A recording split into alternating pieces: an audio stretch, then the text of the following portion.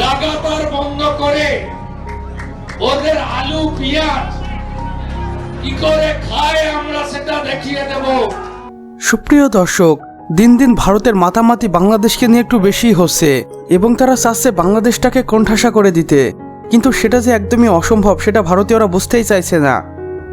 সাম্প্রতিক ভারতীয় এক নেতা মঞ্চে উঠে খুবই জোরসোরভাবে ভাষণ দিয়েছেন বাংলাদেশকে ভারত এক টুকরো পেঁয়াজ এবং এক টুকরো আলু দেবে না এবং বাংলাদেশিদের নাকি সেটা বাইরে থেকে কিনে খেতে হবে। আর এটা শুনে বাংলাদেশিরা একদমই অবাক হয়নি, কেননা ভারতের বিকল্প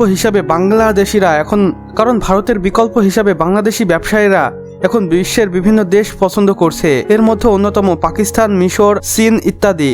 চীন, পাকিস্তান এবং মিশর থেকে প্রতিদিন লক্ষ লক্ষ টন পেঁয়াজ এবং আলু বাংলাদেশে আসছে এবং সেগুলোর দামও ভারতীয়দের তুলনায় অনেক কম। আর এটাই মাথা ব্যথার কারণ হয়ে গিয়েছে ভারতীয়রা লক্ষ লক্ষ টাকা লসের মুখে পড়ছে, কারণ বাংলাদেশ ছিল একটি বড় ব্যবসা প্রতিষ্ঠান ভারতীয় পণ্য ক্রয় করার জন্য, কিন্তু সে ঘুরে বালি। এ কারণেই ভারতীয়রা পড়েছে বেশ লসের মুখে। যদিও ভারতীয় নেতারা উপর বলছে তারা বাংলাদেশকে এক টুকরো পেঁয়াজ এবং আলু দিবে না, কিন্তু এটা ভিতরের কথা নয়। ব্যবসায়িক রিলেশন বা ব্যবসায়িক সম্পর্ক বলছে অন্য কথা, কারণ বাংলাদেশ ভারতের জন্য একটি বড় মার্কেট প্লেস ছিল, যেখানে ভারতের প্রায় 22% পণ্য বাংলাদেশে আসতো এবং সেই সকল পণ্যগুলোর মধ্যে অন্যতম মোটরসাইকেল, পেঁয়াজ, রসুন, আদা ইত্যাদি।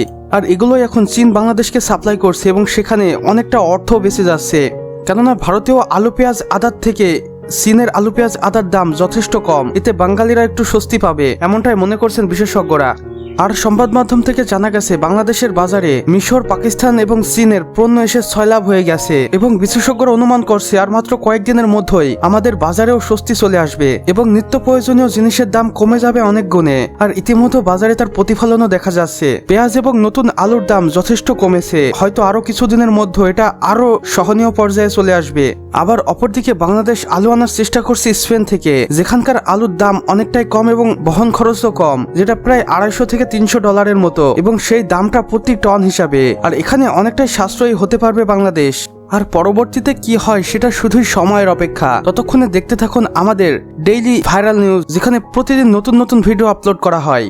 আর এই ভিডিওটি ভালো লেগে থাকলে অবশ্যই একটি লাইক এবং আপনার মূল্যবান মতামত আমাদের কমেন্ট বক্সে জানাতে একদমই ভুলবেন না। আর চ্যানেলে যদি একদমই নতুন হয়ে থাকেন তাহলে অবশ্যই ডেইলি ভাইরাল নিউজকে সাবস্ক্রাইব করে দিন এবং পাশে থাকা বেল আইকনটিতে ক্লিক করে দিন।